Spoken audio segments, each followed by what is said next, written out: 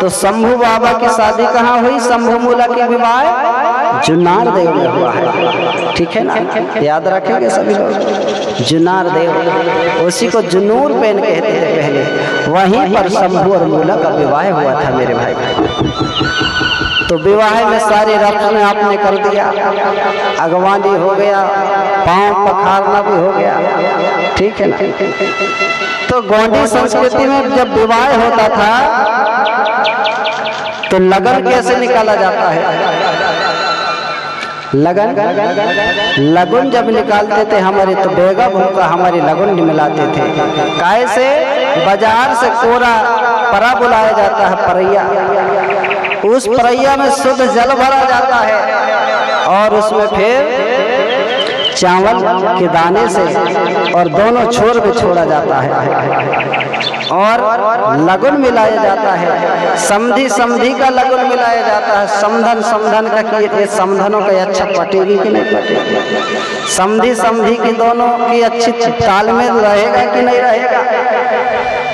फिर दोनों तरफ के सवासन का मिलाया जाता था, सवासा का मिलाया जाता है, दूल्हा दुल्हन का मिलाया जाता है कि इनके जीवन में अच्छी पटेगी कि नहीं, इनका जीवन अच्छा होगा कि नहीं होगा। उसमें रास बरक मिलाया जाता है। अगर कहीं गड़बड़ हुआ तो वो आड़े तिरछे भागे, फिर वो बेगा भूखा फिर होम धूप लगाता है कि खीर फूट के पहन सकते कुलदेवी कुल देवता, पूरा वहाँ से मिलान करके फिर इसके बाद फिर मिल जाते हैं। तो ये हमारी पद्धति है।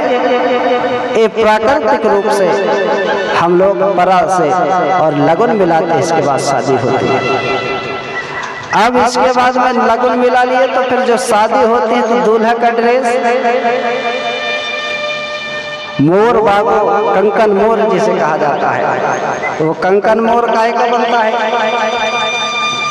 छींद का बनता है कि नहीं?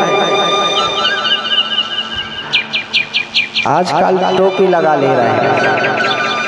ठीक है, तो छींद का महत्व भी समझेंगे आप लोग। वो छींद का ही मोर क्यों बनाया जाता था? इसका कारण है, छींद के पेड़ में कभी गाज नहीं गिरता, बिजली नहीं गिरती। दूसरी बात, अगर कोई जादू टोना टोटका करता है तो उसमें नहीं लगता। इसलिए छींद के पेड़ के महत्व को हमारे पुरखे जानते थे। इसलिए उस छींद के पेड़ का मोर बनाया जाता था मेरे भाई, ताकि दूल्हा दुल्हन के जीवन में किसी प्रकार की विपत्ति और परेशानी न आए। ऐसा सोचकर के हमारे पुरखे लोग बड़े ज्ञानवान थे, बुद्धिमान थे, विवेकवान थे। दूर की सोच, दूरदृष्टि उनकी नजर थी और ये सारी व्यवस्थाएं हमारे पुरखे लोग क्या करते थे। ठीक है ना। तो दूल्हा बनाया जाता है तो दूल्हा का ड्रेस ही होना चाहिए। जो हमारे बेगा भूखा होते हैं और जो ड्रेस होते हैं दूल्हा दुल्हन के, उनको देवों में बढ़िया सुमरन किया जाता है, हल्दी का तिलक लगा करके, और इसके बाद दूल्हा दुल्हन धारण करते हैं, तब देव बनते हैं। बहुत मेहनत करते हैं कि नहीं दूल्हा देव बनाने के लिए, नहीं तो कोट पैंट पहन लिए और चले। मेरे भाई, हमारे जो पेन शक्तियां हैं वो कोट पैंट को स्वीकार नहीं करते। ठीक है ना, वो तो जानते नहीं है कोट पैंट को। जब तक आप मोर बागु नहीं पहनेंगे, भले छींद का एक, मान लो आज छींद का नहीं भी बनवा रहे हो, कैसा भी बनवाओ, लेकिन उसमें छींद की कुछ डालियां लगी होना चाहिए। ठीक है ना, भले दो चार क्यों ना हो आसपास, पर लगा होना चाहिए। इसका महत्व होता है। इसके बाद में दूल्हा और दुल्हन की जब विवाह होती है, हरे मंडप के नीचे चढ़ावा चढ़ता है। अभी गाना गा रहे थे माता शक्ति, हरे मंडप के नीचे क्या बोल रहे थे? सीता सुकुमारी की हो रही ब्याह हरे मंडप के नीचे। मेरे भाई, जब आपकी बेटी का विवाह हो रहा तो आपकी बेटी के नाम से गीत बनाकर गाना चाहिए। सीता के नाम से गाओगे तो सीता का नाम अमर होगा। आपके बेटा बेटी के नाम से गाओगे तो आपके बेटा बेटी का भाग बढ़ेगा। आपके बेटा बेटी का भाग अच्छा होगा। इसलिए अपने बेटा बेटी के नाम से गीत बनाकर गाना चाहिए। मैं किसी को बुरा ना लगे, लेकिन जो सत्य है वास्तविक है, इसलिए आपको बता रहा हूँ। चाहे कोई भी समाज के बेटा बेटी हो, कोई भी समाज की मातृ शक्तियाँ हो, चाहे ST हो, SC हो, OBC हो, जब आप अपने बेटा बेटी के नाम से विवाह कर रहे हो, उनका विवाह कर रहे हो, तो उनके ही नाम से गीत बनाकर हमको गाना चाहिए। ठीक है ना? पता चले 3 साल हो गए, 4था साल चल रहा है, 7 दिन पढ़े मिट्टू के जैसे, फिर वही ना है कि नहीं? तो ऐसा नहीं होना चाहिए। हमारे ही बेटा बेटी के नाम से गीत बना करके हमको गाना है। ठीक है ना?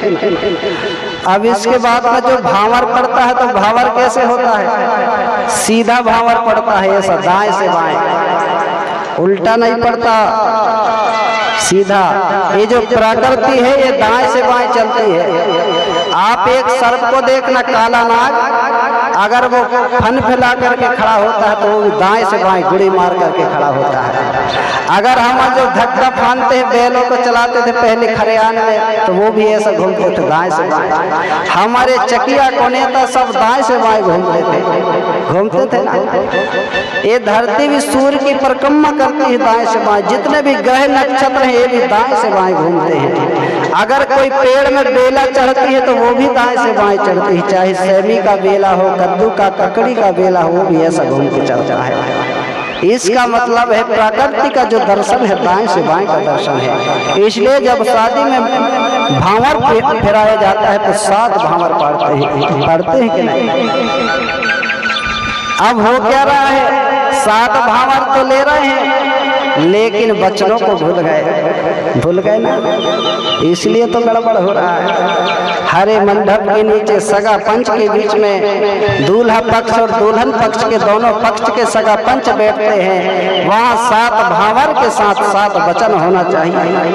लड़का को 7 वचन देना चाहिए, लड़की को 5 वचन देना चाहिए, क्योंकि लड़का के जीवन में ज्यादा भार होता है। ठीक है ना? ज्यादा जिम्मेदारी होती है लड़के की, इसलिए उसको 7 वचन देना चाहिए। 7 वचन में माता पिता की सेवा, गुरु की सेवा, सगा समाज की सेवा और पत्नी का सम्मान। नहीं तो पता चले जिस दिन बाजार है धनौरा की, शनिवार बाजार, सोनवारा बाजार, उधर से आए पिपा के वक्त चालू पति पत्नी के बीच में। लेकिन आपका गांव बहुत अच्छा है, जहां पर आपने इतना बड़ा मुहिम चलाया शराब को लेकर के। अगर कोई पी का आ गया तो 1 लाख जुर्माना क्या भाई? इसलिए ताली बजा दो एक बार। ये बहुत अच्छा आपके गांव में सुमत और सलाह है। ऐसे ही अगर सभी गांवों में हो जाए तो ये समाज को सुधारने में ज्यादा दिन नहीं लगेगा, ज्यादा समय नहीं लगेगा। ठीक है ना?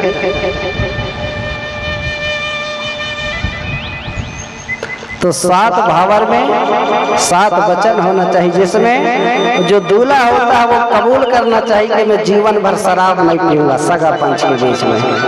कहीं तो देखेगा फिर, है कि नहीं? होना चाहिए ना?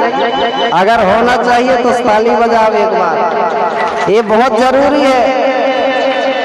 और हमारी जो बेटियां हैं ना, जिनकी शादी नहीं हुई, वो भी ठान लो मन में, अपने माता पिता से बोल देना, पिताजी भली गरीब घर में दे देना, लेकिन दरुआ को मत देना।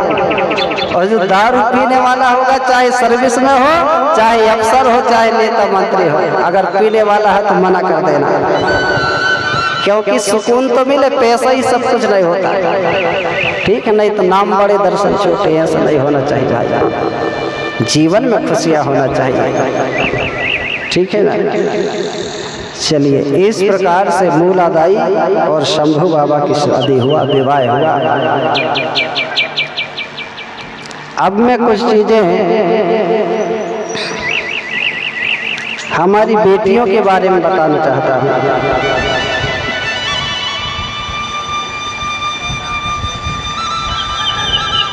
जो हमारी